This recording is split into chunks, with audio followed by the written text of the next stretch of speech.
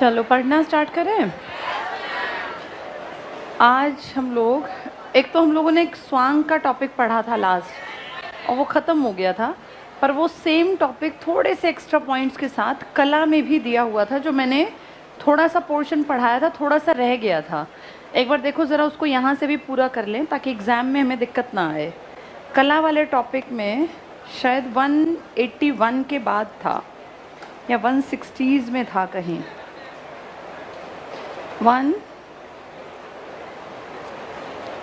देखो ज़रा, इसमें मिलेगा, ये मंदिर वाले टॉपिक में कहीं मिलेगा।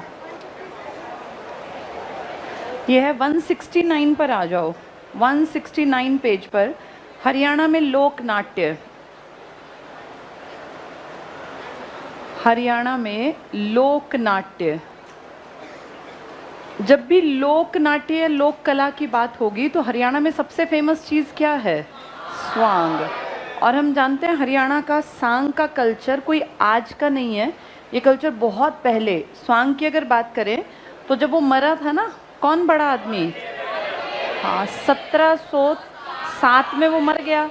उसके बाद 1730 में स्वांग का कल्चर आगे बढ़ा, और एक आदमी था अपने यहाँ, किशन लाल भट्ट। ये अपने यहाँ नहीं थे हरियाणा में, ये मेरठ के थे, यूपी के। लेकिन उस टाइम क्योंकि आप भी यूपी का ही पार्ट थे, मतलब लंबे टाइम तक हम लोग कभी पंजाब कभी यूपी के साथ रहे, इनका असर हमारे यहाँ आया और किशन लाल भट्ट की चीज़ों को और आगे अपने यहाँ बढ़ाया अली बख्श ने। अली बख्श जो कहाँ के थे? रेवाड़ी। ये क्या कहलाते हैं? फादर ऑफ फोक आर्ट या फोक थिएटर। ये कहलाते हैं लोक नाट्य या फोक थिएटर या लोक कला के पितामह। तो अली बख्श रेवाड़ी से।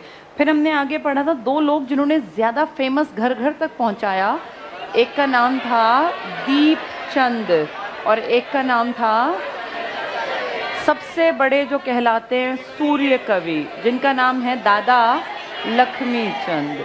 दादा लक्ष्मी चंद की अगर हम उम्र जानते हैं तो हमें पता है ये कोई दादा थे नहीं, ये बहुत यंग एज में एक्सपायर हो गए थे। 1903 में पैदा हुए, 1945 में। इनकी उम्र महज 42 साल, और 42 साल में दादा कहने का कोई तुक नहीं बनता, लेकिन 42 साल में अपने ज्ञान के कारण ये दादा लक्ष्मी चंद, एक ड्यू टू रिस्पेक्ट रिगार्ड के कारण इनके नाम के आगे ये जोड़ दिया गया। हम ये भी जानते हैं हरियाणा में जिसने घर घर तक स्वांग को पहुंचाया वो दादा लक्ष्मी चंद थे। इनसे पहले अली बख्श थे बड़े आदमी, उनको जानती थी दुनिया, लेकिन वो घर तक नहीं पहुंचा पाए। दीपचंद ब्राह्मण और दीपचंद बहमन जिसको हम लिख देते हैं, इनके कारण बहुत सारे लड़कों ने फर्स्ट वर्ल्ड वॉर में अंग्रेज़ों की सेना में शामिल होने के लिए मन बनाया, क्योंकि इन्होंने उसी तरह के स्वांग लिखे। मैंने आपको ये बताया था दीपचंद पहले गीता, भगवत गीता का पाठ करते थे, पर एक दिन इनके भगवत गीता के पाठ में से उठ के लोग स्वांग देखने चले गए। तो फिर इनको फील हुआ कि क्यों ना मैं भी इस कला को सीखूं, और वहाँ से फिर ये इस कला में आए और इनका बड़ा नाम है। इनकी कला का प्रभाव अंग्रेज़ों पे भी था और उन्होंने इनको राय साहब की उपाधि दी थी। फिर इन्होंने मदद भी की थी उनकी, और कहीं ना कहीं उस टाइम सभी लोग सोचते थे कि फर्स्ट वर्ल्ड वॉर में हिस्सा लेना चाहिए, चाहे वो छोटू राम जी थे, चाहे वो अपने महात्मा गांधी। तो ऐसा नहीं सोचना कि ये गलत, क्योंकि उस टाइम का नज़रिया ऐसा ही था। तो इनके हिसाब से फर्स्ट वर्ल्ड वॉर में, और सबके हिसाब से जब गांधी जैसा बड़ा लीडर ही कह रहा है कि फर्स्ट वर्ल्ड वॉर में शामिल हो जाओ, तो ये कहीं ना कहीं अपने हिसाब से ठीक काम कर रहे थे। और अंग्रेज़ों ने इनको एक सामाजिक सम्मान के चलते कौन सी उपाधि दी थी? इन दोनों का संबंध एक ही ज़िले से है, सोनीपत। और आप जानते हैं कॉमनवेल्थ गेम्स में सबसे बेहतर प्रदर्शन सोनीपत ने किया, क्योंकि गोल्ड अकेले ही 4 ना, कितने के? नहीं, अकेले सोनीपत के कितने गोल्ड है? सोनीपत के अकेले के हैं, मेरे ख्याल तो 4 थे। चलो हो सकता है लास्ट 1-2 दिन में 4 गोल्ड है ना, टोटल हो सकते हैं 6 गोल्ड अकेले। 12 तो फिर उसको फिर मैं पढ़ाऊंगी ना करंट में, जब तब मैं बता दूंगी 12 हो या 6 हो या जितने भी हैं। मैंने लास्ट जो सबसे, मेरे ख्याल परसों मैंने लास्ट देखा था, जो कल भी आ गया होगा ना, हाँ ठीक है। चलो ये डिस्प्यूट का क्वेश्चन, ये इस पर टाइम नहीं खराब करेंगे। पर हरियाणा के सोनीपत से ये दोनों बड़े आदमी, दीपचंद ब्राह्मण और दीपचंद बहमन या सूर्य कवि, जिनका नाम क्या था? लक्ष्मी चंद जी। इन दोनों के नाम पे, लक्ष्मी चंद जी के नाम पे तो एक यूनिवर्सिटी भी हमने अपनी सुपवा पहले बनी है, नाम बाद में दिया गया। State university of performing and visual art, इसके नाम पे इनके नाम आगे जोड़ दिया गया। और हम जानते हैं ये हरियाणा की पहली सोलर यूनिवर्सिटी भी है। वैसे दादा लक्ष्मी चंद के नाम की एक यूनिवर्सिटी बनाने की बात सोनीपत के ही इलाके में अटेरना गांव में हुई थी, पर इसके ऊपर कोई जैसे होता ना भाई सरकार की तरफ से ज़्यादा काम हुआ नहीं।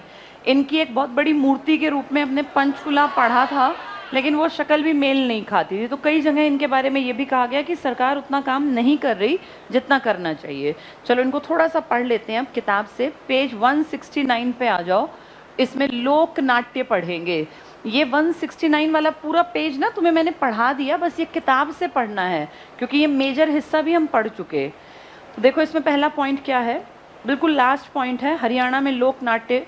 इसकी हेडिंग पे पहला पॉइंट, हरियाणा में लोक नाट्य अति समृद्ध है क्योंकि स्वांग गांव-गांव में होते हैं। 16वीं सदी में राज्य में रासलीला और रामलीला की शुरुआत हुई। तो किस सदी में हरियाणा में रासलीला और रामलीला?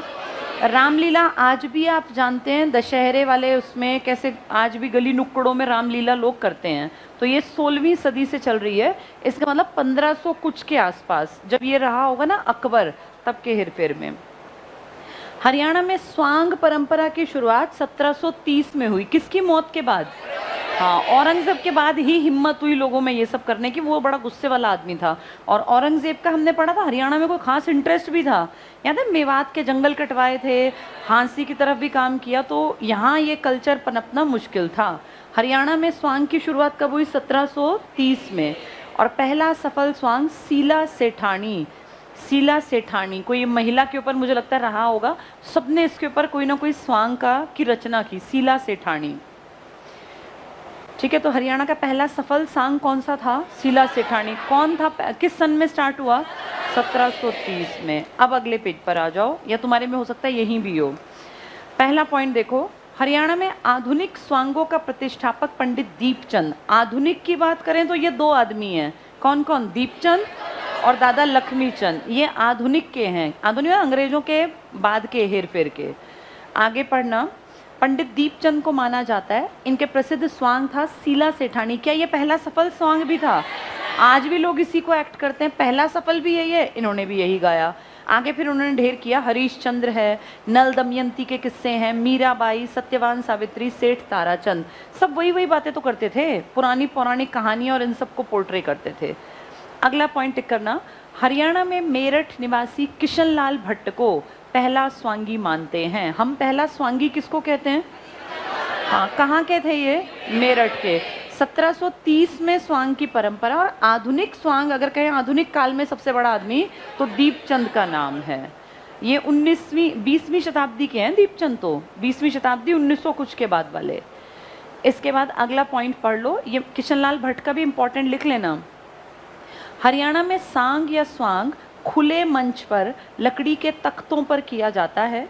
हरियाणा में सर्वाधिक प्रख्यात स्वांगी थे दीपचंद बहमन। ये असलियत में दीपचंद ब्राह्मण था, वहाँ से बिगड़ते बिगड़ते बहमन।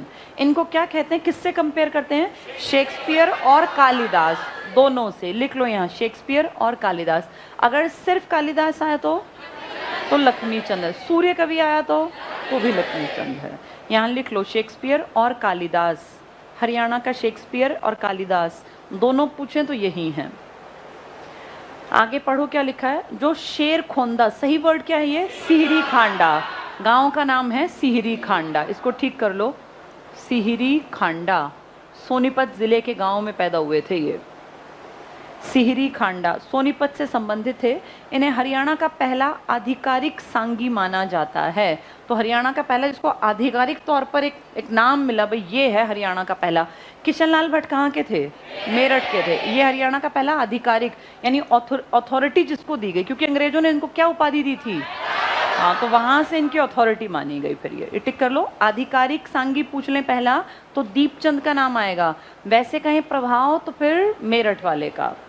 अगला पॉइंट पढ़ो, हरियाणा में दूसरे प्रख्यात स्वांगी का नाम था पंडित लक्ष्मी चंद जी। इनका जन्म 1903 में जाटी कला गांव सोनीपत, उनका सिहरी खांडा, इनका जाटी कला। मृत्यु वर्ष 1948 को ठीक कर लो, 45 कर लो, आजादी से पहले चले गए थे ये, 45।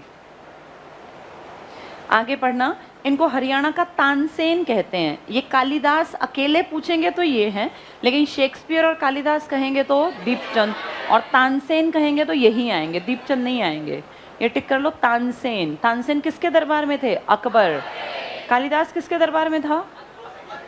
गुप्तों के टाइम में, गुप्त काल में था कालिदास। और शेक्सपियर तो विदेशी हैं ही, बहुत बड़े राइटर और पोइट। चलो टिक करो, ये तानसेन। और सूर्य कवि भी कहा जाता है, तो बड़ी उपाधि सूर्य कवि की और तानसेन की किसको दी गई है? लक्ष्मीचंद जी को। इनके दो शिष्य मांगेराम और फौजी मेहर सिंह, दोनों बड़े आदमी थे स्वांग के क्षेत्र में। गुरु का नाम था मान सिंह। यहाँ इंपॉर्टेंट लिख लो, मैंने बताया था कैसे बचपन में गुरु मान लिया, फिर गुरु की बेइज्जती किसने की थी? हाँ, वो कहाँ के थे? वो कुंडल गांव के। फिर उनसे कहाँ सुनी हो गई, फिर कैसे उन्होंने इनको पारा खिला दिया और फिर तबीयत बिगड़ गई थी। मान सिंह, यहाँ इंपॉर्टेंट लिख लो। इन्हें सांग सम्राट कहते हैं, इन्होंने घर घर तक सांग को पहुंचाया। टिक कर लो, ये सांग सम्राट, सूर्य कवि, संगीत का तानसेन, सूफी दर्शन का मीरा। ये थोड़ा अलग लग रहा है, सूफी दर्शन का मीरा, पर ये उपाधि दी गई है किसको? लक्ष्मीचंद को। ये सारे इंपॉर्टेंट हैं, यहाँ वेरी वेरी इंपॉर्टेंट लिख लो। कुछ भी पूछे हमें पता हो, तानसेन कहेंगे तो लक्ष्मीचंद जी, अगर कालिदास कहेंगे अकेला तो भी लक्ष्मीचंद जी, लेकिन शेक्सपियर और कालिदास कह देंगे तो दीपचंद, और अगर कहेंगे सूर्य कवि तो भी ये लक्ष्मीचंद, सांग सम्राट कहें तो भी, सूफी मीरा भी कह दें तो भी यही आएगा। आगे पढ़ना, ये अनपढ़ कवि थे, मैंने बताया था गरीब थे, पढ़े लिखे नहीं थे, अनपढ़ थे। मान्यताओं के अनुसार ये स्वर्ग ज्ञापित यक्ष था। टिक कर लो। लोग कहते हैं कि इनको जो ज्ञान मिला था ना, वो ब्रह्म ज्ञान, मैंने बताया भी इनकी सारी बातों को लिख दिया गया, जो जो ये बोल के गए, किन किताबों में? ब्रह्म ज्ञान। ये किताबों के रूप में आज लोग इनको पढ़ के सांग में पार्टिसिपेशन करते हैं, इनको याद करते हैं ज़बानी। जो ब्रह्म ज्ञान है ना, ये किसने बांटा था? हाँ, लक्ष्मीचंद। कई बार लक्ष्मीचंद से कुछ लोगों ने पूछा, जी आपको इतना कैसे पता कि दुनिया ऐसी बदलेगी, ऐसी होगी? तो उन्होंने कहा मुझे खुद ही नहीं पता, ना मैं कभी सोचता ना समझता, मैं तो जैसे स्टेज पे जाता हूँ ना, तो मेरी ज़बान पे सरस्वती अपने आप बैठ जाती है। स्टेज से नीचे भी मैं साधारण हूँ और स्टेज पे चढ़ने से पहले भी मैं साधारण हूँ। मैं हूँ अनपढ़ आदमी, मुझे नहीं आता कुछ, लेकिन जैसे ही मैं स्टेज पे पहुंचा मेरी ज़बान अपने आप गाने लगती है। मैं कोई सोच समझ के पढ़ लिख के तो आता नहीं, इसलिए लोगों ने कहा था कि जो इनका ज्ञान है इनका खुद का नहीं है, वो ज्ञान किसका है? वो ब्रह्म। तो स्वर्ग ज्ञापित कवि अगर पूछेंगे हरियाणा में, जो स्वर्ग से ही ज्ञान जिनको मिला था, ये थे हमारे दादा लक्ष्मीचंद जी। ये टिक कर लो। स्वर्ग ज्ञापित यक्ष कहते थे इनको, कि इनको अपने आप ही सारी चीजें आती, इनकी जबान पे कहते हैं सरस्वती का वास था। अंतिम शिष्य के रूप में पंडित मुसद्दी लाल और देवीदत्त पराहर वारिया थे। ये सिर्फ पढ़ लो। नाटक शकुंतला पे इन्होंने सांग किया, पद्मावत, द्रौपदी, चीरहरण, सत्यवान सावित्री, धनपत सिंह, लीला सेठ। आगे पढ़ना, सांगों का उद्गम हरिवंश पुराण से माना गया। तो इंडिया में जो ये सांग है हरियाणा में, कहते हैं पुराण में भी इनका कहीं ना कहीं वर्णन था। कितनी पुराण थी? 18।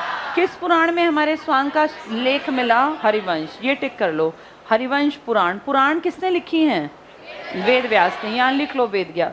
हमने मत्स्य पुराण पढ़ा हुआ है, हमने, हाँ, मत्स्य पुराण के अलावा कई पुराण पढ़े थे भाई, विष्णु पुराण है या शिव पुराण है, लेकिन किसमें स्वांग का वर्णन आया? हरिवंश पुराण में। ये इंपॉर्टेंट है। आगे पढ़ो। सांगों की शुरुआत मुख्यतः घमौड़ा नृत्य, वो जो एक अजीब सा डांस करते हैं ना स्टार्टिंग में, उससे, और कथानक 4 बोलों की लाइन से शुरू होती हैं। इसका पहला वर्णन 14वीं शताब्दी में राजा रत्न सेन के बारे में था। हरियाणा में स्वांगियों की कर्म भूमि रेवाड़ी। इसको टिक कर लो, स्वांगियों की कर्म भूमि रेवाड़ी। क्यों रेवाड़ी? क्यों? अली बख्श। लिख लो यहाँ, अली बख्श। और अली बख्श क्या कहलाते हैं तुम्हारे? Father of folk theatre in Haryana. तो इसलिए उनकी कर्म भूमि, जैसे हिसार किसकी कर्म भूमि थी? लाला लाजपत राय की। ऐसे स्वांगियों की कर्म भूमि है रेवाड़ी, अली बख्श के कारण। लिख लेना, अली बख्श, उनके कारण। और वो फादर कहलाते हैं फोक थिएटर के, या ट्रेडिशनल फोक थिएटर के हरियाणा में। आगे पढ़ो। अहमद बख्श थानेसरी, याद है ये नाम? अहमद बख्श। एक ने रामायण, एक ने महाभारत। सादुल्ला महाभारत लिखी, मुस्लिम है वो, और ये अहमद बख्श, ये भी मुस्लिम है लेकिन रामायण पे काम किया। टिक कर लो। अहमद बख्श थानेसरी, कुरुक्षेत्र। थानेसरी थानेसर के कारण था, यहाँ रहते थे। सबसे पहले रामायण का मंचन कौरवी भाषा में लिखा और गाया। इसको वेरी इंपॉर्टेंट में लिख लो, ये तुम्हें मैंने पहले भी पिछले हफ्ते भी बताई थी बातें। यहीं लिख लो सादुल्ला, बताओ कहाँ के थे? मेवात। उन्होंने किस पे काम किया? महाभारत। लिख लो यहाँ सादुल्ला, मेवात क्षेत्र के थे मुस्लिम। सादुल्ला मेवात के, इन्होंने किस पे काम किया है? महाभारत पे। ऐसे क्वेश्चन जानबूझ के पूछते हैं क्योंकि बच्चा इसको टिक करने में 10 बार सोचता है कि ये तो नहीं होगा। सादुल्ला लग ही नहीं रहा महाभारत लिखेंगे। थानेसरी ने, इसने क्या लिखा? अहमद बख्श ने रामायण। दोनों मुस्लिम नाम हैं। आगे पढ़ो।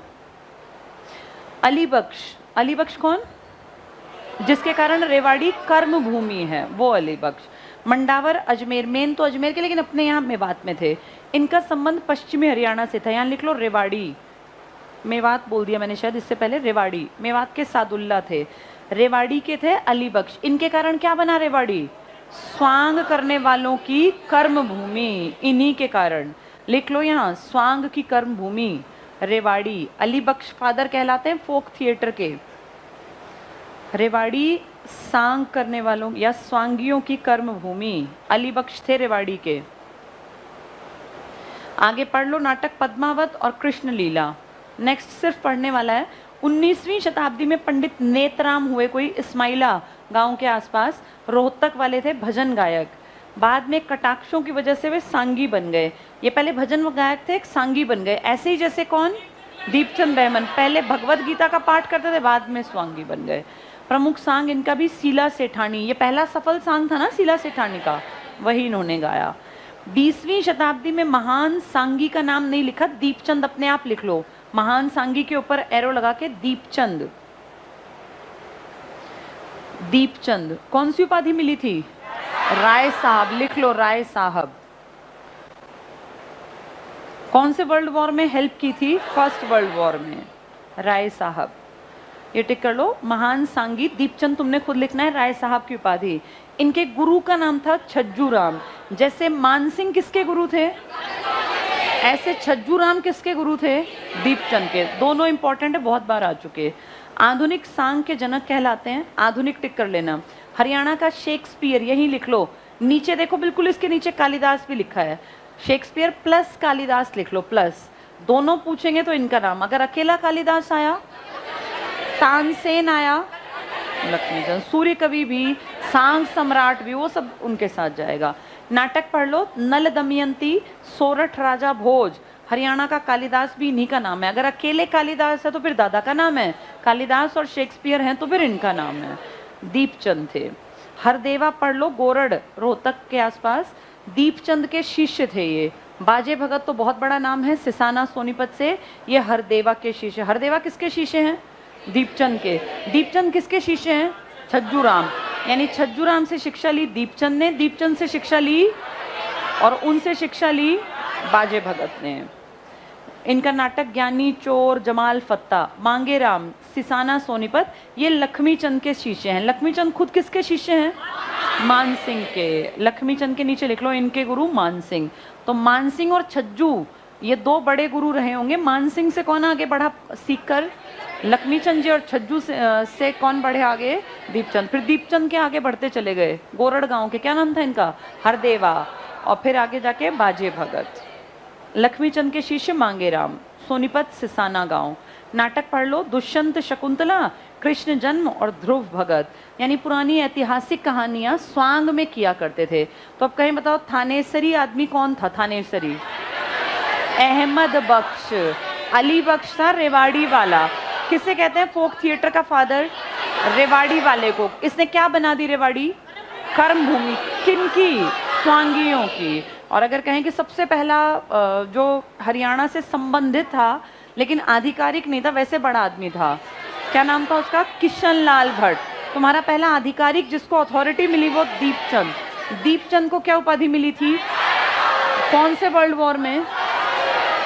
ठीक है। अब नीचे देखो, हरियाणा के प्रमुख सांगी और उनकी रचनाएं हैं। जैसे हमने नया कुछ नहीं सीखा, ये मैंने पहले पिछले हफ्ते भी पढ़ाया था। पहला टिक करो अली बख्श। बताओ कहाँ से अली बख्श? रेवाड़ी। लिख लो यहाँ रेवाड़ी। और इसके नीचे लिखो father of traditional folk theatre in Haryana. यहाँ ये लिख लो, ध्यान से पढ़ के जाना। रेवाड़ी के हैं ये। फादर ऑफ ट्रेडिशनल, ट्रेडिशनल मतलब पारंपरिक, ट्रेडिशनल फोक आर्ट कह लो, थिएटर कह लो, इन हरियाणा। हरियाणा में लोक नाट्य के जनक कहलाते हैं ये। फादर ऑफ ट्रेडिशनल यानी पारंपरिक, जो ट्रेडिशन सेट हो गया स्वांग का, उसके जनक हैं ये अली बख्श खान। रेवाड़ी तुमने लिख ही लिया,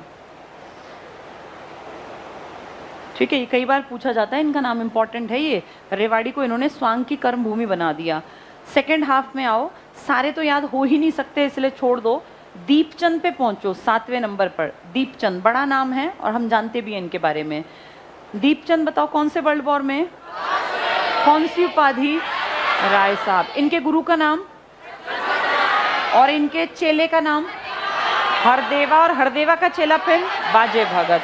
और मांगे ये क्या नाम था उनका? मानसिंह। किसके गुरु थे? ठीक है, यहाँ टिक कर लो दीपचंद। यहाँ लिख लो गुरु छाजूराम या छज्जूराम, ठीक है। उपाधि लिख लेना इनकी। क्या उपाधि थी इनकी? राय साहब। फर्स्ट वर्ल्ड वॉर में मदद की थी इन्होंने। सांग इस तरह के गाए थे। पहले ये गीता का पाठ करते थे, बाद में स्वांगी बने।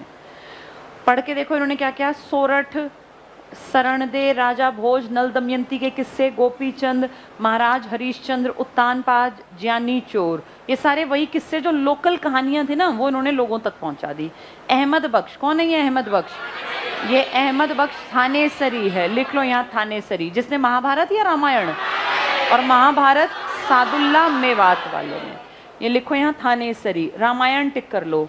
कौरवी भाषा में रामायण का सबसे पहला जो लिखा और गाया इन्होंने ही था वो। अहमद बख्श थानेसरी, इंपॉर्टेंट है ये। हरदेव का सिर्फ नाम पढ़ लो, बताओ कौन है ये हरदेव? दीपचंद के शिष्य। दीपचंद कौन? छज्जूराम के शिष्य। दीपचंद जिसे कहते हैं आधिकारिक पहले स्वांगी थे, फर्स्ट वर्ल्ड वॉर में जिन्होंने मदद की। हरदेव यहाँ लिख लो, दीपचंद के शिष्य। दीपचंद ब्राह्मण के शिष्य। दीपचंद खुद छज्जू राम के शिष्य हैं। पंडित लक्ष्मीचंद तो बहुत इंपॉर्टेंट हैं ही, इनके तो सारे नाम पढ़ लो। शकुंतला पे इन्होंने गाया। राजा भोज, गोपीचंद, हरीशचंद्र, द्रौपदी चीरहरण, कीचक विराट, सत्यवान सावित्री, नल दमयंती, उर्वा, अनिरुद्धा, यानी सारे ऐतिहासिक कैरेक्टर आम लोगों तक पहुंचाने का काम किस आदमी ने किया? हाँ, इसलिए लोग इनकी रिस्पेक्ट करते हैं। दादा लक्ष्मीचंद कहते हैं। उम्र से दादा नहीं थे ये, तब 42-45 साल उम्र ही कितनी मानी जाती थी। आगे है बाजे भगत। कौन बाजे भगत? हरदेवा के शिष्य। कौन हरदेवा? दीपचंद के शिष्य। दीपचंद किसके? छज्जूराम के। यहाँ लिख लो बाजे भगत के पास किसके शिष्य हैं ये? हरदेवा। हरदेवा के शिष्य। हरदेवा खुद किसके शिष्य हैं? दीपचंद ब्राह्मण के। तो सबके वही मिलेंगे। देखो जमाल, ज्ञान, ये ज्यादी चोर लिखा है ना, हम जानते हैं ज्ञानी चोर के किस्से हैं, जो महम में बावड़ी और ये सब था। ठीक है, स्वांग वाला टॉपिक हो गया क्लियर सबको? ठीक है, अब एक नया टॉपिक आज पढ़ेंगे। अब छोड़ दो इसको यहाँ पे और आज आओ टॉपिक पर। आज हम पढ़ते हैं पेज नंबर 87 पर आ जाओ। मिट्टियाँ 87 पर दी हुई हैं। मिट्टियाँ, मिट्टियाँ तो मैंने मिट्टियाँ नहीं कराई थी, ये पहला पेज करा दिया था, है ना। भौगोलिक संरचना ये पढ़ा था, भौगोलिक की ये भी नहीं पढ़ा। ये निर्जीव और ये कुरुक्षेत्र, हरियाणा, भट्टियाना, ये बताया था। चलो बोर्ड पे देखो पहले। मिट्टी करा दी, मिट्टी नहीं कराई थी, ये करा दिया था। अरावली, अनकाई दलदल 8 बताए थे ना, जसवीर सिंह की किताब। ठीक है, अब सब लोग बोर्ड पे देखो, थोड़ी देर समझ लोगे तो चैप्टर बहुत आसान है। आज हमारा टारगेट है हरियाणा की भौगोलिक स्थिति की बात करना। जैसे भूगोल में भी आधा तो पढ़ चुके, तो मेन बात करेंगे आज किसकी? हाँ, मिट्टी की, हरियाणा की मिट्टी। आप सब जानते हो हरियाणा जो बसा हुआ है वो 2 नदियों के बीच में है ना। एक का नाम है ये वाली घग्गर और एक का नाम है यमुना। जैसे ये नदियां हैं ऐसे यहाँ पहाड़ियाँ भी हैं। तो हरियाणा को अगर मैथ्स के एक पिक्चर में कहें कि भाई इसकी आकृति कैसी है, तो देखना चतुर्भुज टाइप की आकृति है इसकी देखने पे, थोड़ा सा मान लो कम ज़्यादा चतुर्भुज, लेकिन विषम बाहु, बराबर नहीं है। तो हरियाणा मैथमेटिकल टर्म में कैसी शेप का है? विषम बाहु चतुर्भुज।